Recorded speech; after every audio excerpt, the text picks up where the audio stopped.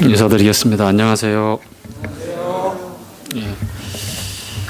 오늘 함께 나눌 말씀은요, 마가복음 5장 말씀이 되겠습니다.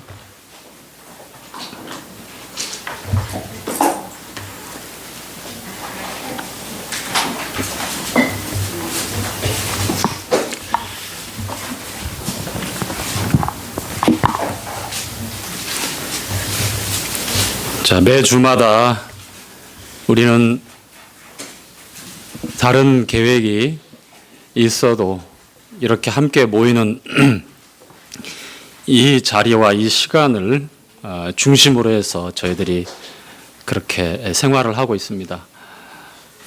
한 주의 첫날이죠. 그렇죠? 예. 주님이 죽은 자 가운데서 3일 만에 부활하신 날. 그래서 구원받은 성도들에게는 진정한 안식이 시작된 우리 주님이 부활하신 날, 그날을 저희들이 생각하고 또 함께 모여서 우리 주님 말씀하신 대로 주님이 첫 번째로 저희들에게 제정하여 행할 때마다 기억해 달라고 부탁하신 말씀을 따라서 저희가 우리 주님의 찢기신 살과 흘려주신 보배로운 피를 상징하는 두 증거물을 진설하고 그렇게 하나님 앞에 주님의 놀라움, 또 우리 주님의 아름다우심, 또 우리 주님의 거룩한 희생과 또 우리 주님의 부활과 또 우리 주님의 또 다시 오심과 우리 주 예수 그리스도에 관한 기념을 저희들이 하면서 예배를 드리고 있습니다. 이것이 저희가 모이는 가장 중요한 이유입니다. 많은 분들이 말씀을 듣기 위해서 교회에 모인다.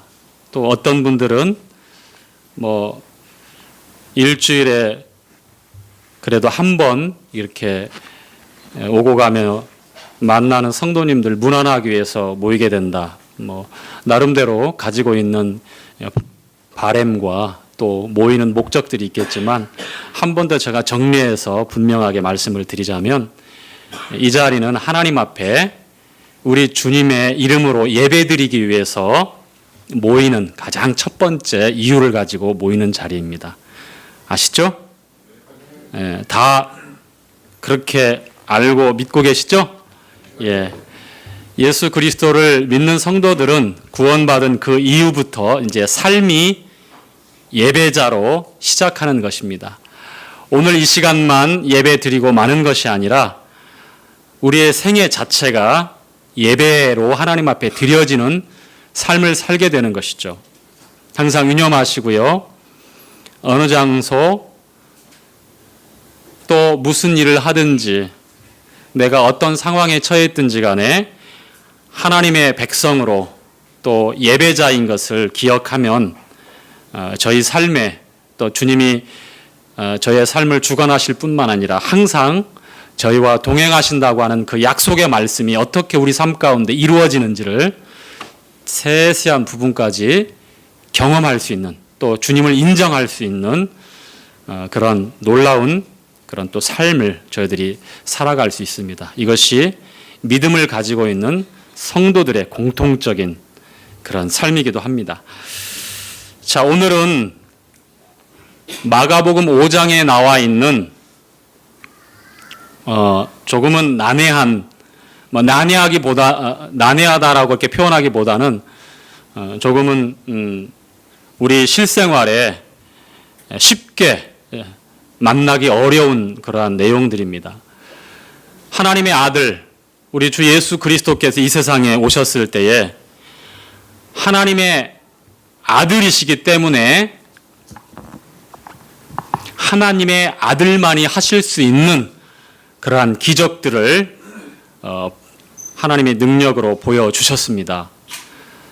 이 놀라운 능력들을 보고 들은 많은 유대인들 가운데 예수 그리스도를 하나님의 아들로 그리스도로 그렇게 올바로 영접했던 사람들도 있지만 반면에 다수의 많은 사람들이 이런 놀라운 하나님의 아들만이 또 내어 보일 수 있는 그런 기적들을 바라보고 듣고서도 예수 그리스도를 받아들이지 않는 그런 불신의 그런 자리에서 끔쩍 않고 주님을 거절했던 그러한 사람들이 또 많이 있었습니다. 자, 오늘 함께 말씀을 통해서 살펴보게 될 그 지방과 또 이루어진 기적과 또 그 중심에 어떠한 그런 보이지 않는 힘이 작용하고 있었으며 또 그리고 그 결과를 보고 어떠한 선택과 또 어떠한 삶을 고집하는지 우리는 살펴보면서 하나님 앞에서 이 세상과 또 이 세상 속에서 살고 있는 저희 자신들이 어떠한 삶을 살아야 되는지에 대한 그러한 조명을 또 한 번 더 받기를 원합니다. 자, 마가복음 5장 1절 말씀 1절부터 4절까지 함께 읽어보도록 하겠습니다. 예수께서 시작. 예수께서 바다 건너편 거라사인의 지방에 이르러 배에서 나오시매 곧 더러운 귀신 들린 사람이 무덤 사이에서 나와 예수를 만나다. 그 사람은 무덤 사이에 거하는데 쇠사슬로도 맬 수 없게 되었으니 이는 여러 번 고랑과 쇠사슬에 매였어도 쇠사슬을 끊고 고랑을 깨뜨렸음이라. 그리하여 아무도 저를 제어할 힘이 없는지라. 자, 주님이 여러 가지 비유로 유대인들에게 하나님의 나라의 비밀을 말씀하셨어요. 이 게네사렛 호수, 갈릴리 호수, 바다로도 비유되지만 갈릴리 호수 건너편에서 그러한 말씀을 가르쳐 주셨어요. 그런데 장시간 수많은 사람들이 모여서 주님을 편하게 바라볼 수 있도록 배에 오르시고 어느 정도 해변에서 떨어져서 큰 소리로 육성으로 그렇게 하나님의 나라의 비밀을 그렇게 가르쳐 주셨습니다. 이제 날이 저물 때까지 해가 뉘엿뉘엿 서산으로 넘어갈 때까지 그 가르침은 쉬지 않고 계속되었어요. 얼마나 주님의 삶이 그렇게 하나님의 나라를 증거하고 또 하나님의 왕국의 복음을 증거하는 일에 그 시간을 사용하고 계시는지를 우리가 알 수 있어요. 가시는 곳마다 만나는 사람마다 쉬지 않고 3년 6개월이라고 하는 세월 동안 12제자들과 함께 그리고 많은 제자들과 함께 그와 같은 사역을 감당하고 계시죠. 오늘 읽었던 말씀도 마가복음 4장에 보니까 그런 내용이 이루어집니다. 이제 해가 저물어서 더 이상 하나님의 말씀을 전하기 어려운 상황이 그런 시간이 그런 환경이 되었어요. 제자들과 함께 이제 배를 타고 이 갈릴리 호수 건너편으로 건너가십니다. 이 갈릴리 호수는요 위에서부터 밑에까지 약 한 27km 그리고 가로로 세로로는 27km 가로로는 약 12km의 아주 넓은 호수예요. 현재 이스라엘의 식수원이죠. 예. 이 중동 전쟁의 욤 키프르 대속죄일이라고 하는 그 전쟁 때에 시리아에 속해 있었던 이 지역 골란 고원을 비롯해서 이 지역까지 이스라엘이 이제 그 전쟁의 결과로 이제 그 세력을 넓혔고 거기까지 지금은 이제 분할해서 통치하고 있습니다. 역사적으로 이 갈릴리 호수는 하나님께서 12 사도를 부르시고 하나님의 아들 예수 그리스도 우리 주님께서 사역하시는 굉장히 중요한 장소였어요. 그런데 이 갈릴리 호수를 두고 위치해 있었던 땅의 상대 지역에 살고 있었던 사람들의 삶이 아주 대조적이었습니다. 그 당시 로마라고 하는 나라가 이 지중해 연안에 강력한 이 패권을 행사하고 있었어요. 역시 이스라엘을 비롯한 그 지역의 수많은 나라들이 이스라엘의 지배를 받고 있었죠. 이스라엘은 이 데가볼리라고 하는 갈릴리 호수의 동편, 그러니까 요단강 갈릴리 호수에서 폭이 뭐 그렇게 넓지 않은 뭐 한 20여 메타 강둑 10수 메타 정도밖에 안 되는 그 요단강이 쭉 밑에 남쪽으로 흘러가게 되는데요. 그 강물이 흘러 머무는 곳, 이제 해발 400m 더 낮은 곳으로 그렇게 되어 있는 사해라는 곳으로 흘러 들어갑니다. 근데 요단강 북동쪽 갈릴리 호수에서 봤을 때의 남동쪽으로 위치해 있는 지금의 지역상으로 보면 요르단으로 보시면 돼요. 요르단. 모임에 형제님 부부가 그쪽에 가서 이제 선교사로서 지금 언어 습득을 하고 계시죠. 요르단이라는 나라에 가서 이스라엘의 동편에 있는데 북쪽 지방 시리아와 요르단과 그 사이에 있는 지역이 이 데가볼리라고 하는 지역입니다.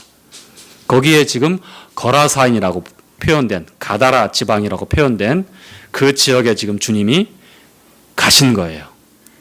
그리고 얼마나 피곤하셨든지 수시간을 장시간 육성으로 하나님 나라의 복음을, 하나님 나라의 이 비밀을 전하셨을 때에 얼마나 그 피곤하고 그 심신이 많이 이게 피곤이 누적돼 있었는지 주님께서는 배의 뒤편에서 고무를 베고 이렇게 주무시고 계셨어요. 우리처럼 연약한 이런 육신을 입고 오신 분이기 때문에 완벽한 100% 완벽한 인성을 가지고 계신 하나님의 아들이셨기 때문에 그런 똑같은 약함을 가지고 계셨어요. 자, 건너서 그 바다에서 한밤중에 아주 무서운 일이 있었죠. 제자들이 죽게 되었다. 갑자기 광풍이 불어서 이제 어떻게든 그 갈릴리 바다에서 잔뼈가 굵어진 이 제자들 중에 베드로를 비롯해서 야고보, 요한 열심히 해봤는데 자기 능력 범위에 해결할 수 없는 아주 무서운 상황이었어요. 그래서 주님을 깨우고 주여 우리를 죽게 내버려 두실 겁니까? 하면서 그렇게 간구합니다. 주님이 일어나셔서 바람과 파도를 꾸짖으시고 잠잠하라고 명령하시니까 그대로 이루어집니다. 창조자 하나님만이 하실 수 있는 능력을 우리 주님께서 그렇게 행사하신 것이죠. 예수 그리스도는 하나님의 아들이십니다. 하나님이십니다. 자, 그리고 그 갈릴리 호수 너머의 땅에 이제 발을 내딛고 이제 전개되는 그 상황이 마가복음 5장에 우리가 읽었던 지금 우리가 쉽게 경험하기 어려운, 목격하기 어려운 참 무서운, 평범한 사람들이 이 경험할 때 참 무서운 그리고 참 두려운 그런 상황이 전개되고 있습니다. 귀신 들린 사람이 하나 등장하는데 이 귀신으로 이제 신약 성경에는 우리가 보는 개역 성경, 신약 성경에는 귀신이라고 하는 이런 단어가 많이 등장하는데요. 영어 성경에는 데빌로 나와 있어요. 마귀. 데몬이 아니라 데빌.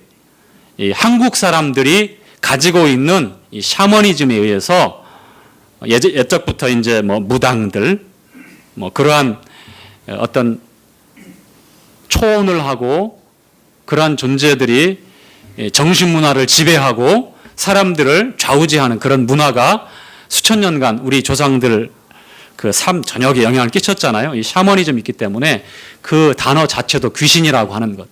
그래서 이 귀신이라고 하는 이 정체에 대해서 사람들이 여러 얘기들이 많아요. 여러분들은 귀신의 정체에서 혹시 어떻게 알고 계십니까? 자, 처녀 귀신. 장화 홍련전에 자주 등장하는 이 처녀 귀신들. 억울해가지고 막 그 한을 품고 죽은 그 처녀들이 나중에 뭐가 돼요? 귀신이 되어서 돌아와서 해코지를 하는 거, 처녀 귀신. 처녀 귀신만 있습니까? 뭐 몽달 귀신, 그 다음에 뭔가 영적인 의미를 주기 위해서 마을에 들어갈 때 보면 큰 수백 년 묵은 고목에다가 빨간 천, 노란 천, 무슨 천이란 천은 다 둘러놓고 무슨 신? 성왕신. 거기서 이제 삼신할매도 찾기도 하고 복을 구하기도 하고 그러죠. 조상들이 그렇게 살았어요. 금은 목석으로 뭔가 형상을 새겨서 사랑을 구하기도 하고 축복을 구하기도 하고 기륭을 점치기도 하고 이 샤머니즘적인 이 정신 문화가 지배하고 있었기 때문에 귀신이라고 하는 단어도 거기에 어울려서 나오는 거예요. 이런 신 저런 신 찾다가 하도 이제 많은 신 중에 어떤 신도 나와요? 검정 고무신, 뭐 털신, 심지어는 그런 신도 등장하는데 웃자고 하는 얘기예요, 해강아. 자, 그만큼 이 보이지 않는 영적인 세계에 대해서 알 길이 없으니까 이렇게 여러 다양한 해석을 해요. 그러나 우리는 성경을 통해서 분명하게 우리에게 하나님께서 이 영적인 세계에 대해서 우리에게 가르쳐주고 있습니다. 오늘 짧게나마 우리 성도님들이 그러한 활동과 그러한 구분들을 분명히 알아야 합니다. 선한 영이 있다면 반대로 악한 영이 있습니다. 하나님의 영을 거룩한 영, 성령이라고 이렇게 거룩한 영, 성령이라고 이렇게 말씀을 하고 있어요. 하나님의 성령에 반대하는 그러한 저항하고 대적하는 영들이 있겠죠? 반드시 있습니다. 이 세상 신이 있고요. 더러운 영, 악한 영, 불결한 영이 있습니다. 오늘 귀신 들린 한 사람의 정체가 바로 이 악령에 의해서 이렇게 처절하게 절망적인 상황에 놓여져 있는 한 인생의 삶을 우리에게 적나라하게 보여주고 있어요. 자, 1절 보세요. 주님께서 바다 건너편에 이제 가셨습니다. 그곳은 유대인들의 거주지가 아니에요. 로마의 식민 지배 전략에 의해서 이방인들이 이주해 와 있는 그러한 곳이에요. 자, 배에서 2절 나오심에 곧 더러운 귀신 들린 사람이 무덤 사이에서 나와 예수를 만나다. 어디에서 나왔습니까? 자, 아마 그 갈릴리 호수 건너편에 아주 거대한 공동묘지가 그렇게 형성이 되어져 있는 것으로 그렇게 보여집니다. 그래서 그 무덤이 여기저기 흩어져 있는 그 지역, 거기서 어수룩한 어둠이 내려져 있는데 거기서 머리는 풀어헤치고 자, 눈에는 광기가 가득한 몸은 제대로 가리우지도 않고 자, 부끄러움도 모르죠. 양심도 없죠.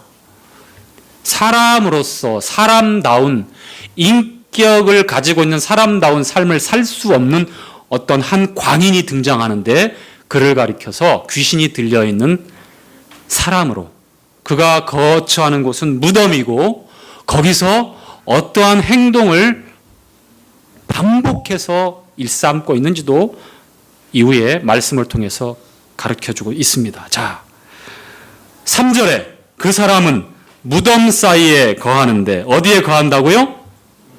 그가 거하고 있는 그가 살고 있는 그 지역이 무덤 사이라고 말합니다. 사람이 정상적으로 무덤에서 살 수 있습니까? 유교적인 문화의 영향을 따라서 3년상 뭐 이렇게 해가지고 예전에 수백 년 전에 우리 조상들 가운데 뼈대 있는 가문에 혹은 효심이 지극한 자녀들 가운데는 상복을 입고 무릎 풀어헤치고 손톱도 자르지 않고 깨끗이 가꾸지 수염을 기르고 깨끗이 가꾸지도 않으면서 부모님 묘역에서 초막을 짓고 이렇게 3년 동안 기거하는 그런 문화도 있었어요. 정상적이지 않죠. 망자들이 있는 곳과 살아있는 사람들이 함께 거주한다고 한 것은 정상적인 삶이 아닙니다. 여기 본문에 기록된 이 광인은 지금 가족들이 있는 사람들이 공동체를 형성하여서 살고 있는 그런 촌락이나 마을에서 살고 있는 것이 아니라 사람들의 발길이 닿지 않는 곳, 즉 생명의 사귐과 교제나 친밀감이나 따뜻한 온정을 주고 나누는 그런 사람들의 세상이 아니에요. 성경은요, 우리가 지금 시편 107편에 나와 있는 대로 사망의 그늘, 흑암의 권세에 사로잡혀서 인생들이 살고 있다라고 말씀해요. 해가 떠서 밝아요. 흑암과는 관계없는 것 같아요. 사망의 그늘이라고 얘기하는데 수십억의 사람들이 저마다 바쁘게 움직이고 있어요. 전혀 하나님 말씀과 관계없는 것 같은 것처럼 보여요. 그러나 허물과 죄로 죽어버려서 이 세상을 가리켜서 사망의 그늘이라고 말합니다. 이 광인이 거하고 있는 무덤과 같은 세상처럼 성경은 표현하고 있어요. 또한 흑암의 권세는 어떤 권세입니까? 흑암, 말 그대로 적막과 어두움이 지배하는 곳이에요. 빛이라고는 기대할 수 없어요. 어디로 가고 어떻게 해야 될지 도무지 분별이 안 가는, 무엇이 옳고 무엇이 그른지 알 수가 없는, 내가 어떤 곳을 향해서 가고 있는지도 몰라요. 그저 세상이 만들어가는 대로 그렇게 교육을 받아서 그런 일을 하다가 세상이 가는 대로 우리는 가는데 시작이 어떻게 되고 그 끝이 어떻게 되고 결국 어떠한 결말이 우리에게 임하는지 아무도 몰라요. 그것을 가리켜서 흑암의 권세라고 얘기합니다. 사망의 그늘에 그리고 흑암의 권세에 사로잡혀 있는 것이 바로 광인이 무덤 사이에 거하는 것과 진배 없다라고 성경은 우리에게 말씀하고 있어요. 자, 그 사람은 무덤 사이에 거하는데 이제는 아무도 쇠사슬로도 맬 수 없게 되었으니, 자, 이는 여러 번 고랑과 쇠사슬에 매였어도 쇠사슬을 끊고 고랑을 깨뜨렸음이라. 그리하여 아무도 저를 제어할 힘이 없는지라.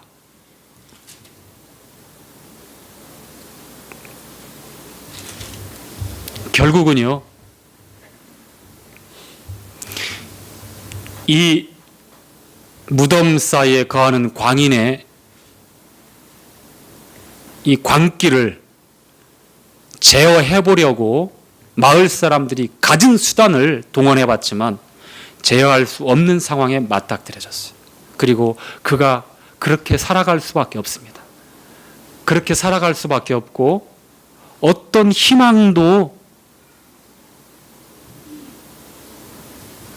어떤 기대도 없이 그렇게 무덤 사이에서 스스로를 자해하면서 돌로 자기 몸을 상해하고 자해하면서 밤낮으로 고래고래 미친 듯이 울부짖는 소리를 치는, 그러고서 픽 쓰러져 정신을 잃고 있다가 또 어느 날 일어나서 그 마귀의 충동질에 의해서 그렇게 반복되는 삶을 살고 사람들에게 두려움을 끼치고 그렇게 생활을 합니다. 자, 처음부터 이 광인이 이러한 상황까지 흘러가진 않았을 것으로 우리는 다 알고 있어요. 여러분, 사람이 미친다고 하는 것은 여러 가지 이유가 있어요. 정신질환을 갖는다고 하는 것은 여러 가지 이유가 있습니다. 제 바로 위에 형이 정신과 전문인데요. 학회차 모여서 정신과 전문의들끼리 치열하게 논쟁도 하고 발표도 합니다. 그러면서 이제 빙의, 여러분 빙의가 뭔지 아세요? 신들림이에요. 신들림. 실제로 그러한 일들이 왕왕 일어나기 때문에 의학적인 소견으로 그렇게 표현하고 또 약물로 치료할 수 없기 때문에 미스테리라고 얘기해요. 신비다. 뭐 여기다 그런 단어를 쓰는 게 적당한 건 아니지만, 배우고 또 습득한 지식으로 약물이나 여러 진보된 의학 도구나 기술로 그런 사람들 치료가 불가능해요. 다만 제어 당할수록 아주 독한 약물로 이 안정되게끔만 그렇게 잠잠하게 그렇게 만든다고 합니다. 실제로 정신질환이 있고 실제로 이 광인처럼 악령에 의해서 보이지 않는 영에 의해서 미쳐버린 사람들이 있다고 하는 거예요. 그리고 신내림이라고 하는 게 지금 이 21세기에 과학이 아주 이렇게 첨단 과학이 현대인들의 삶을 편안하게 해주고 있고 모든 문제를 다 해결할 수 있을 것처럼 이 과학에 맹신하고 있는 이 현대인들에게 이 영적인 세계의 영들의 활동에 대해서 이렇게 얘기하면 그저 미신이거니와 미신 내지는 신비적으로 이렇게 치부하고 맙니다. 그런데 여전히 우리 사이에 이 세상에 이 악령들의 활동은 어마어마한 인간들의 삶을 파괴하면서 오늘까지 활동의 이 왕성한 활동의 끈을 놓지 않고 있습니다. 심지어 말씀을 듣고 있는 이 시간 역시 사단으로 틈을 타지 못하게 하라.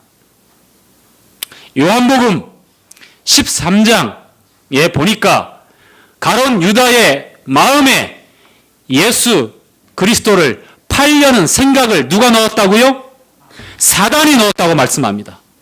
그리고 13장 마지막에 보니까 또 어떤 말씀이 나옵니까? 사단이 가롯 유다에게 어떻게 됐다고요? 들어간지라. 이것을 우리가 과학적으로 설명할 수가 없는 거예요. 생각도 조정할 수 있고요. 그래서 결국은 그렇게 살 수 있도록 만들고요. 여러분 고린도 후서 4장에 사단을 세상 신이라고 성경은 말씀하고 있어요. 또한 이 세상 신은 사람들 앞에 광명의 천사로 그렇게 자기를 꾸며서 나타난다고 말씀합니다. 뿔이 달려있고 불처럼 막 이렇게 어금니가 송곳니가 이렇게 한 1인치 이상 나와 있고 그리고 빨간 망토를 두르고 나타났다가 사라졌다가 그러한 모습으로 우리에게 나타나지 않아요. 광명의 천사 누구라도 와 아름답다, 와 현명하다, 와 놀랍다, 누구라도 와 참 카리스마 있다, 누구라도 광명의 천사로 나타나 접근하고 그 능력을 행사했을 때에 미혹될 수 있는 그러한 모습과 그러한 능력을 행사한다고 하는 거예요. 자, 제가 이렇게 목소리를 높여서 여러분 귀에 쩌렁쩌렁 들리게 하고 있음에도 불구하고 한 두 분이 자장가로 생각하고 그렇습니다. 맞습니다. 아멘 아멘 하시는 분 있어요. 예, 감사합니다. 절대 목이 뒤로만 안 넘어가면 됩니다. 뭐가 그래? 안 그래. 그러지만 마십시오. 예, 편안하게 귀만 열어놓고 맞습니다. 이렇게만 하십시오. 괜찮습니다. 자, 보십시오. 자, 5절.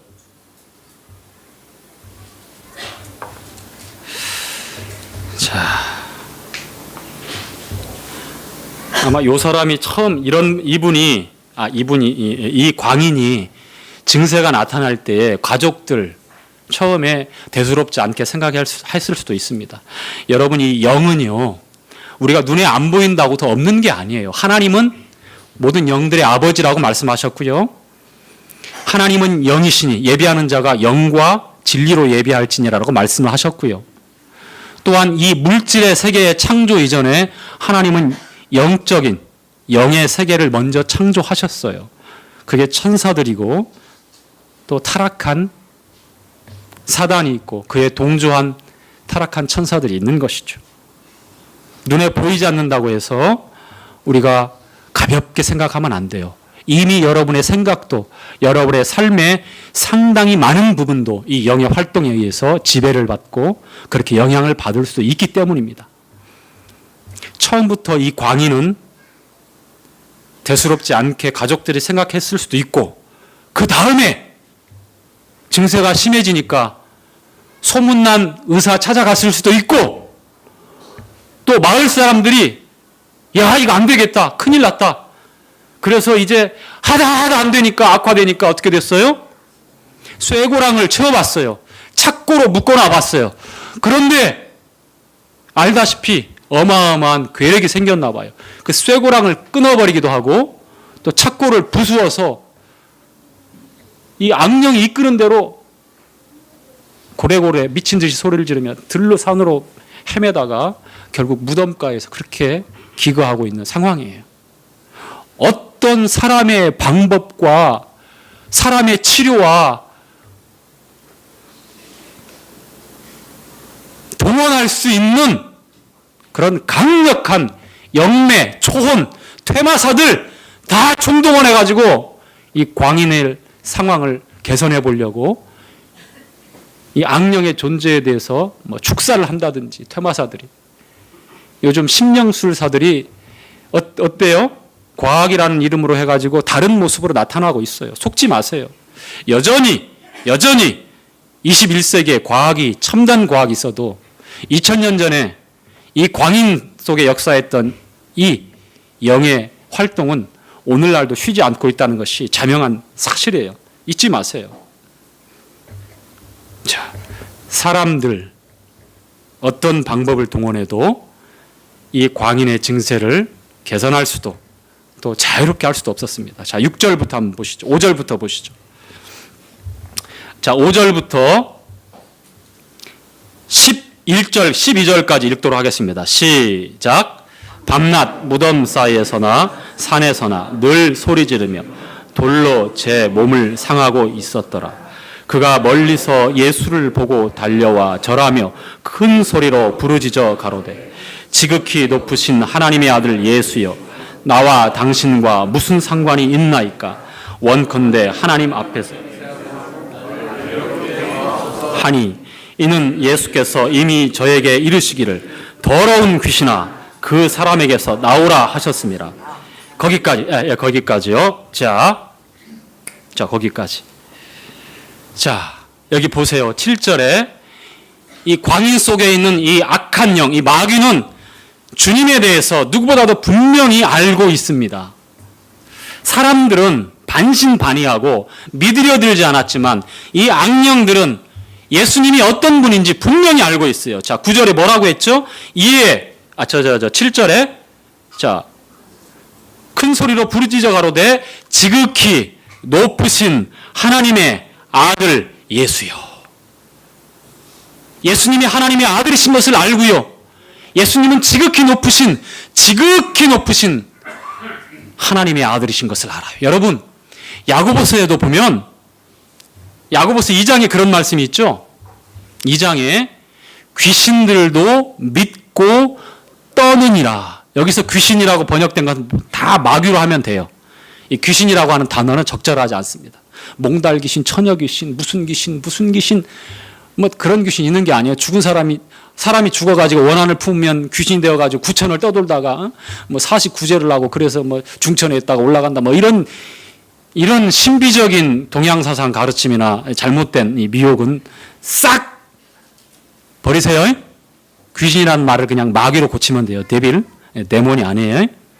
우리 한국적인 정서예요. 샤머니즘적인 단어예요. 자, 이 마귀입니다. 자, 이 마귀들은 주님의 정체를 누구보다 잘 알아요. 그죠? 귀신들도 믿고 떠는 그런 믿음이 있는 거예요. 행함이 없이 그냥 말로만 믿는다고 하는 사람들에서 경고하는 그 말씀 중에 하나인데요. 귀신들도 알아요. 이 마귀들도 예수님이 어떤 분인지, 하나님이 한 분이고, 그리고 하나님 말씀에 기록된 대로 다 알아요. 믿고, 그런데 믿는데 그 믿음이 어떤 믿음이에요? 떠는 믿음. 지금 보세요. 이 광인 안에 있는 이 마귀가 떠는 믿음으로 고백하는 거예요. 정체를 알고 분명히 알고 있는 대로. 지극히 높으신 하나님의 아들 예수요. 예수요. 다시 말하면 심판자이기 때문에 타락한 사단과 그의 천사들 이 마귀들에게 영원한 불호수에 넣는 그런 심판자인 것을 알기 때문에 두려워서 이렇게 떠는 겁니다. 자, 그 다음에 9절.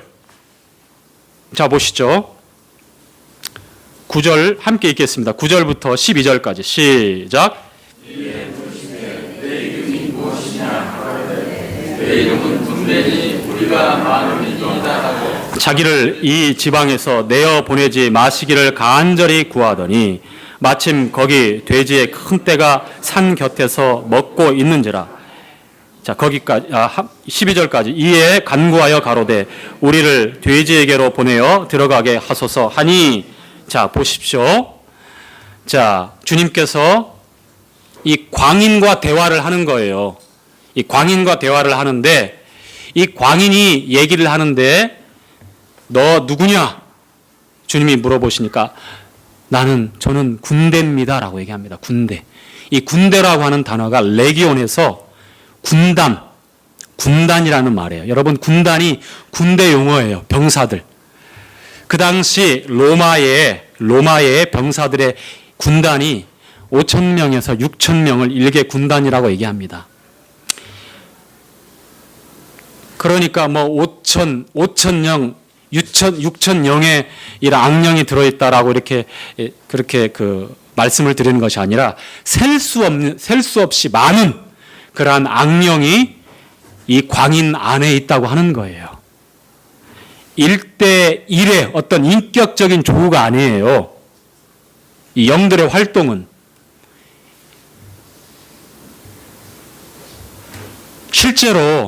실제로요. 이 신비한 이 여성인데 이 무당 여성들 있죠? 여성들 무슨 보살 무슨 장군이라는 이름으로 지금 대나무에 해가지고 빨간 기 올려서 그렇게 미아리 가면 많죠. 그것도 이제 보면은 높게 올릴수록 그 자기 안에 들어오는 신이 높다고 하는 거예요. 자기들도 다 계급이 있어요. 서열이 영에 그렇게 얘기합니다. 그런데 이 여성의 이 성대에서 이렇게 구슬하고 구판을 벌여서 그런 신비한 일을 목격하는 사람들이 남자의 목소리가 나오는 일이 왕왕 있어요. 그래서 흉내를 내는 거예요. 실제로 우리 이 대한민국의 현실로 있는 일들입니다. 우리가 생각할 수 없는 그런 과학적으로 설명이 안 되는 이 음성으로는 분명히 여성이니까 가늘고 여자다운 목소리가 나와야 되는데 신내려졌을 때 그 속에서 목소리를 내서 얘기를 합니다. 이제 얘기를 해요. 주거니 받거니 할 때 굵은 남자의 목소리가 나오는 일이 있다는 거예요. 안 믿겨져요? 그런 거는 실제로 경험한 사람들. 저하고 굉장히 가까운 가족 중에 한 형이 그런 것들을 목격하고 연구하고 그런 일에 종사하는 정신과 전문이니까 사실 그걸 빙의라고 이렇게 의사들끼리 그렇게 명명하고 있어요. 지금도 해결이 안 되고 있어요.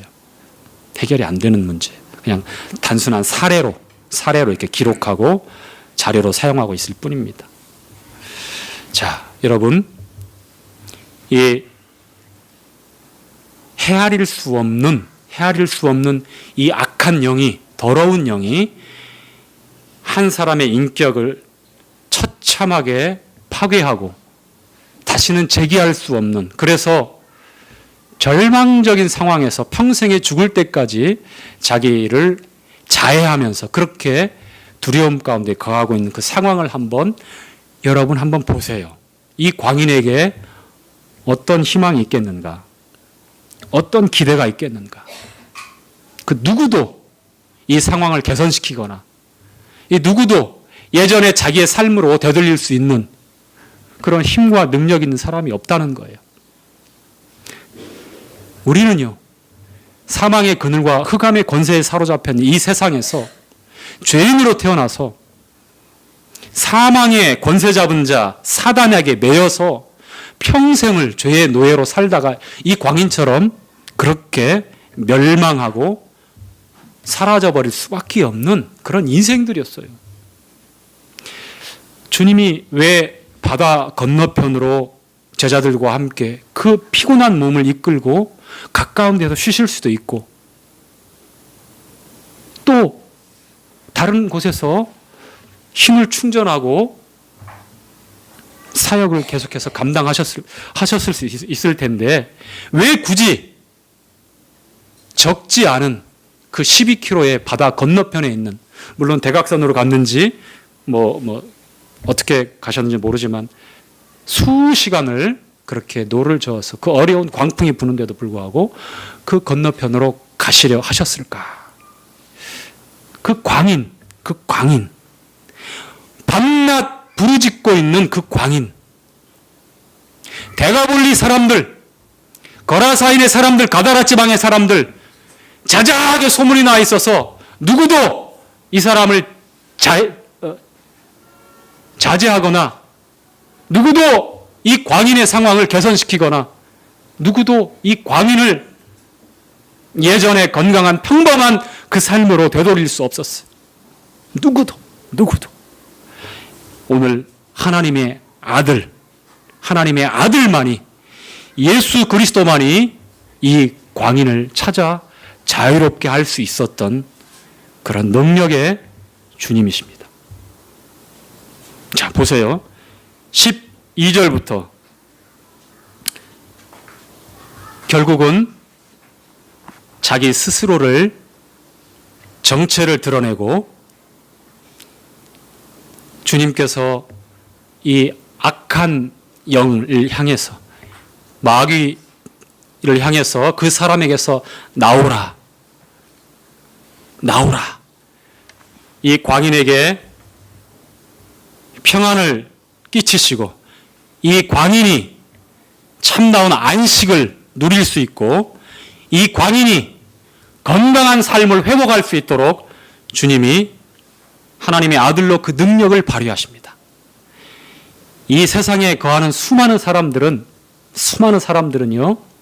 예수 그리스도 없이도 행복할 수 있다라고 스스로 그렇게 자기 자신을 다독거리며 살고 있습니다. 죽을 때까지 다른 무언가에, 예수님이 아니어도 다른 종교에 자기 마음을 쏟습니다. 아니면 내 노후에 편안하게 나를 지켜줄 수 있는 사회보장제도에 몇십 년의 짧은 삶을 위탁합니다. 뿐만 아니라 다시금 다른 무언가로 태어나서 내가 못다한 이생의 삶을, 이 끈을 이어가서 행복한 사람이 되어야지. 막연히 전생이라고 하는, 윤회라고 하는 사슬에 자기 자신을 철커덕 그렇게 감금하고 맙니다.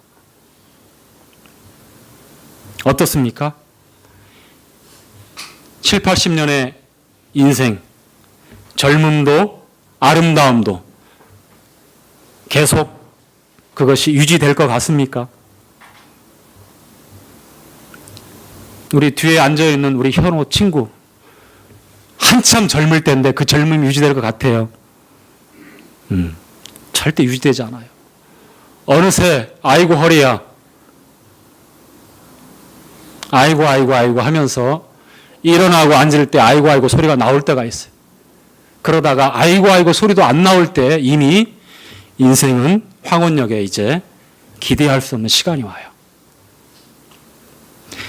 예수 그리스도가 우리 모두에게 어떠한 은혜와 어떠한 자유와 어떠한 안식을 끼쳤는가를 오늘 우리는 마가복음 5장에 기록된 이 광인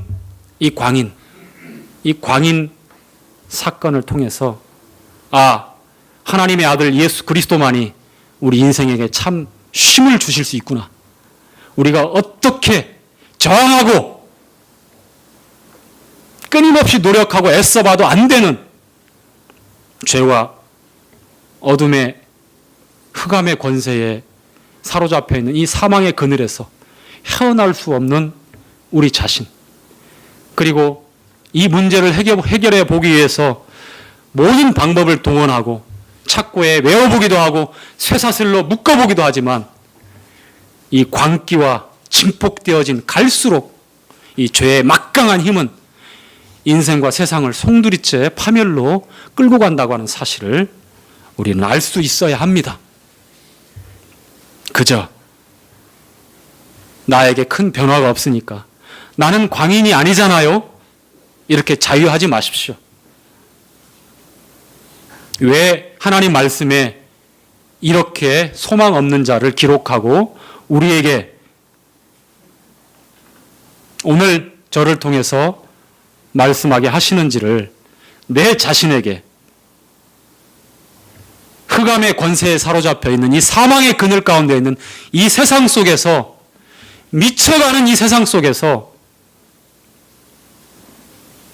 그 정도를 줄여보고 이 광기가 더해가는 이 세상 속에서 개선해 보려고 사람들이 끊임없이 좋은 이념과 사상으로 사람들을 독려하고 양심에게 호소하고 교육을 통해서 개선해 보려고 노력하고 철학적인 깊은 사고를 가지고 인생의 문제를 해결해 보려고 발버둥을 쳐대지만 갈수록 인성은 파괴되어지고 들려오는 뉴스와 세계 정세와 우리나라의 현실과 경제적인 혼란과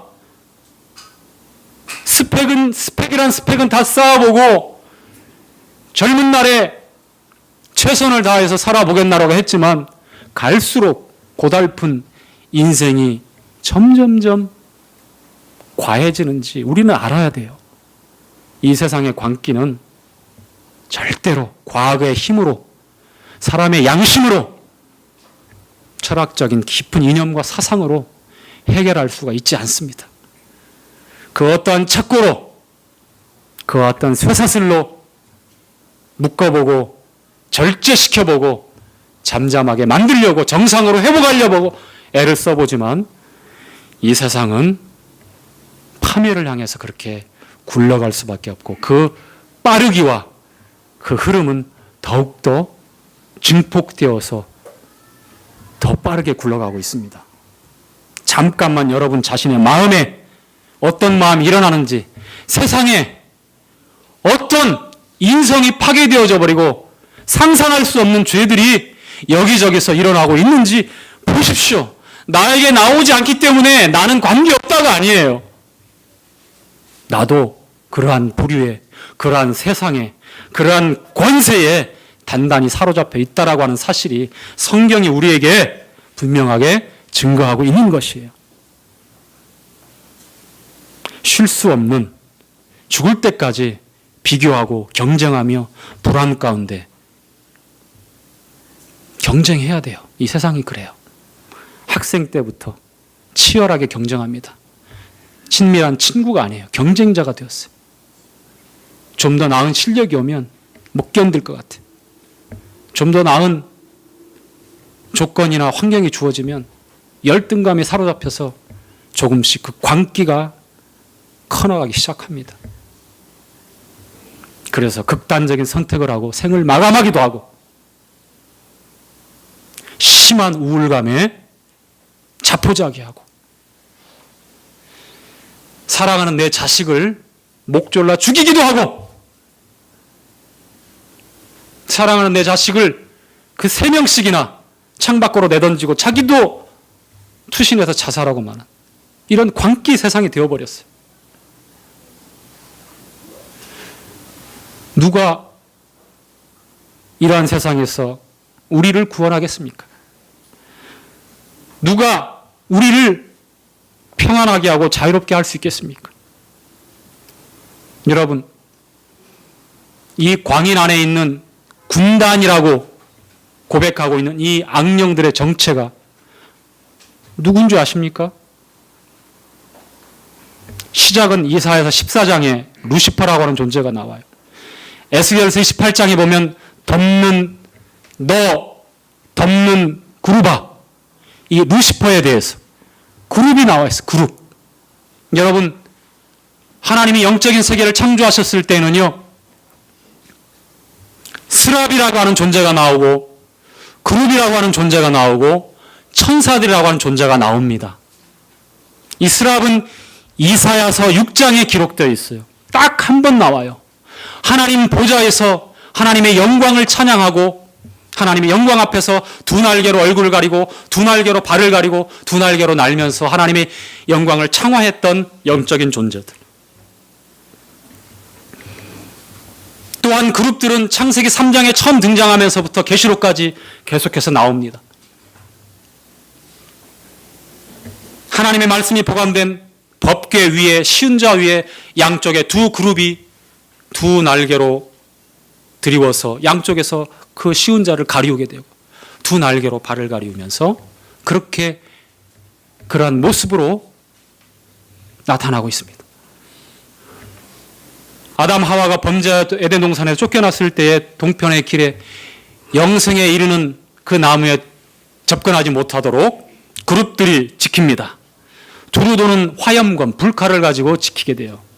처음에 등장합니다. 그리고 계속해서 모세에게 그룹의 형상을 보여주시고 그 모양대로 장인들을 통해서 성물을 만들 때에 그렇게 만들게 합니다. 성막을 만들 때에 오색실로 술을 놓아서 그룹의 형상들을 만들게 합니다. 우리 눈에 지금 볼 수 없기 때문에 그러한 존재들이 없다가 아니에요. 이 사단이 이 그룹 중에 하나였어요. 덮는 그룹이요. 이 사단이. 뿐만 아니라 하나님께서는 이 천사들을 창조하셨어요. 천사들 가운데에는 정사와 권세라고 표현한 것처럼 파워, 힘, 즉 능력 있는 천사들이 있었습니다. 천사들은 위계 질서가 분명해요. 군대처럼. 그래서 유다서에 천사장 미가엘이 등장하는 거예요. 천사장 미가엘. 제가 영적인 세계에 대해서 구분하고 있는 거니까 이것은 상식 차원에서 알고 있어야 됩니다. 아시겠죠? 스랍, 세라핌이라고 하고 그룹, 케루빔이라고 하고 천사들, 엔젤. 천사들은 분명한 위계 질서가 있어요.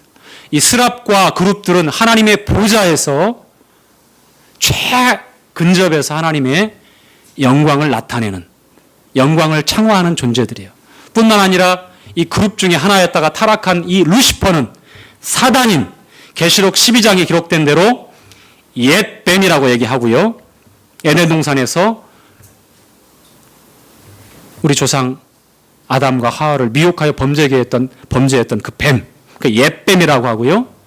그 다음에 시편이나 욥기에 나와 있는 대로 리워야단이라고 하는 날랜 뱀 리워야단이라고 이렇게 말씀하기도 하고, 그 다음에 계시록 12장에 붉은 용이라고도 표현됩니다. 여러분, 용 꿈 꾸고서 로또 하시면 안 돼요. 용 꿈, 돼지 꿈 꾸고서 복권 사가지고 나는 복 받았다 해가지고 이렇게 하시면 안 됩니다. 용과 돼지는 반성경적으로 영적으로 대항하는 그 반성경적인 그런 상징물들이에요. 실제로 그래요. 실제로. 아무리 희화하고 미화해서 우리에게 선한 존재로 멋있고 힘 있는 존재로 나올지 모르지만 혹시 미드 드라마 왕자의 게임 보는 사람 중에 그 용이 나와서 불을 확 해가지고 우와 멋지다 하는 사람 있으면 안 돼요. 용, 이 붉은 용. 12장에 어때요? 그 꼬리로 하늘별 3분의 1을 쳐서 땅에 떨어뜨린다고 얘기하죠. 그 별은 천사들을 가리켜요. 천사들 가운데 3분의 1이 얼마나 많은 수의 영적인 피조물들을 하나님께서 창조했는지 모르지만 그 가운데 3분의 1 셀 수 없는 이 영적인 존재들이 하나님께 반역하는 이 사단 루시퍼의 반역에 동참해서 결국은 반역을 일으켜요. 그게 천상에서 반역한 거예요. 그들의 결국은요, 마태복음 25장에 기록되어 있죠. 49절인가 25장? 마귀 사단과 타락한 그의 사자 거기는 천사의 엔젤로 되어 있습니다. 타락한 그의 천사들을 위해서 예비된 영영한 불에 들어가라 라고 염소 무리를 향해서 그렇게 주님의 심판이 나와 있는데요.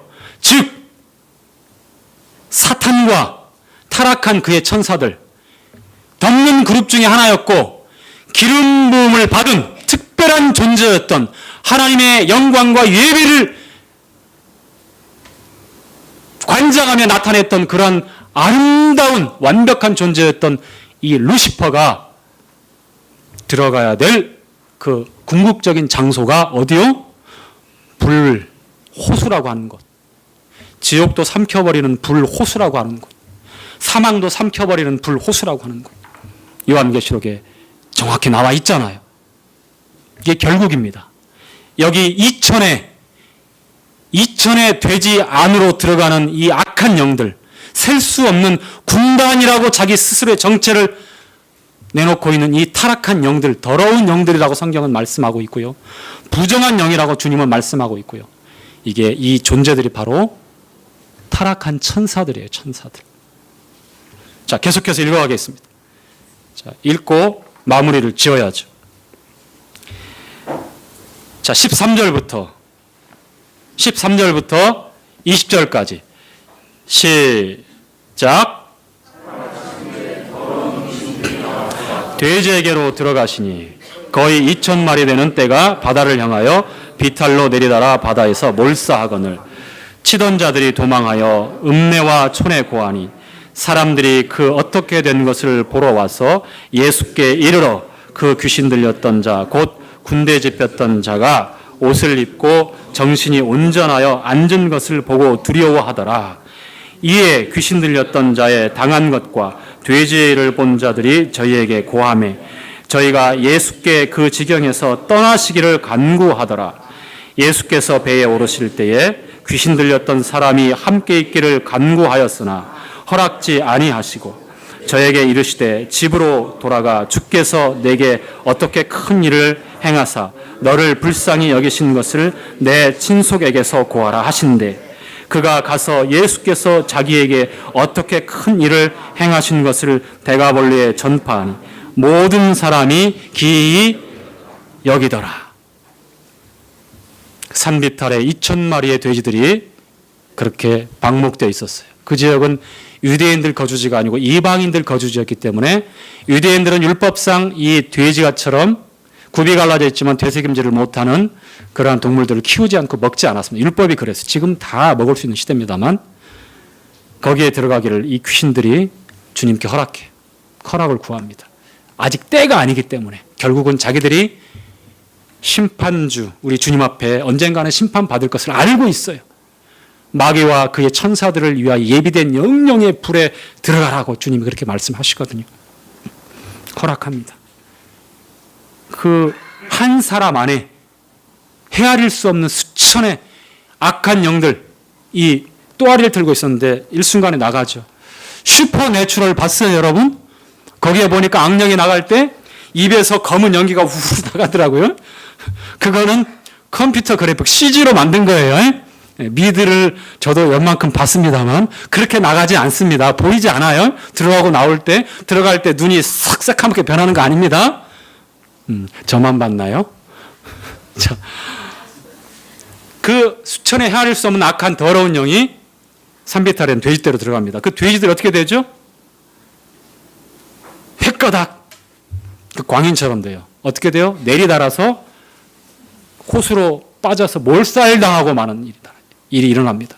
그러자 그 돼지를 치던 목동들이 깜짝 놀랐어요. 저기서 일어나는 놀라운 기적도 보고 놀랐는데 자기들이 치는 돼지들이 일순간에 그런 일이 벌어지니까 그 자리에서 무서워서 읍내로 도망갑니다. 가서 이제 그 일을 고합니다. 그러니까 어떻게 됩니까? 사람들이 우글우글 몰려왔어요. 대체 무슨 일이 일어났냐. 반신반의하면서 왔겠죠. 설마 그런 일이 있었을까. 그런데 자기들 앞에 어떠한 일이 일어났죠? 어떻게 누구라도 제재할 수 없었던 그 광인이 옷을 입고 깨끗하게 주님의 앞에 앉아 있는 거예요. 그거 보고 놀랐어요. 또 그 진짜 상황을 목격하고 둥둥둥 떠 있어가지고 돼지들이 그렇게 죽어 있는 거 보고 놀랐습니다. 그리고 그 사람들이 뭐라고 얘기하죠? 주님, 이제 우리를 자유롭게 하십시오. 우리에게 복음도 들려주십시오. 하나님 말씀을 들려주십시오. 이렇게 했다면 얼마나 좋겠어요. 그런데 어떻게 했어요? 주여, 제발 좀 떠나달라고 부들부들 떨리면서 몇 가지 이유가 있습니다. 첫 번째, 그들이 감당할 수 없는 경제적인 큰 타격을 받았어요. 재기할 수 없는 불능은 아니지만 재기가 곤란한 막대한 경제적인 손실을 봤어요. 돼지가 2,000마리가 한꺼번에 몰살했으니까 상품 가치가 없잖아요. 자, 주님을 받아들이자니 자신들의 읽어왔던 돼지를 키워서 혹은 다른 하나님 없이 번영하려고 하는, 하나님 없이 주님 없이 행복하려고 했던 여러 삶의 가치와 방법들이 고스란히 포기해야 되니까 손해가 막심하다고 판단된 겁니다. 자, 어떤 선택을 할 겁니까? 결국은 주님이 그 사람들에게 하나님의 나라의 복음을 한마디도 전할 수가 없었어요. 그러나 다행스럽게도 주님은 이제 온전케 된 참 쉼을 얻게 된 헤아릴 수 없는 악한 영들에 의해서 절망적인 상황에서 밤새 소리를 지르고 밤낮으로 고래고래 소리 지르고 자기를 돌로 찍어 상하게 했던 그런 삶을 살다가 그렇게 지배를 들어가 절망적인 삶으로 끝마칠 수밖에 없었지만 우리 주님이 구원하신 이 거라사인의 한 사람을 통해서 그 복음의 씨를 대가볼리 전역에 뿌리십니다. 친족들에게 전합니다. 대가볼리 온 전역에 나가서 자기에게 임한 놀라운 하나님의 은혜를 전합니다. 얼마나 놀랍습니까? 그의 인생이 어떻게 하나님 앞에서 은총을 입고 주여 나를 구원하소서. 그의 인격이 지배를 당하고 그의 생각도 그의 모든 선택과 그의 삶 전체가 악령에 의해서 지배당한 그럴 수밖에 없는 상황에서 이제 하나님의 능력을 나타내고 산 증인으로 증거하는 삶을 살고 있다고 하는 것 얼마나 놀랍습니까? 우리에게는 어쩌면 우리가 이런 광인과 같은 그러한 이런 참 무서운 경험을 하는 건 아니지만 저마다 정도의 차이는 있을지 모르지만 우리가 이러한 세상에서 이러한 권세에서 주님에 의해서 우리가 자유함을 얻었다고 하는 사실은 잊어서는 안 됩니다. 대가볼리 전역에서 이러한 산 증인으로 증거했던 이 사람처럼 우리에게도 그러한 삶의 책임이 있다라고 생각이 듭니다. 누가 우리를 구원했으며 또 이 세상에서 누가 참으로 구원자이신가? 우리는 한 번 더 마가복음 5장에 기록된 이 광인의 사건을 통해서 하나님의 아들 예수 그리스도만이 이 세상을 치유하고 회복하고 생명을 줄 수 있다고 하는 사실을 한 번 더 깊이 기억해 봅니다. 감사합니다.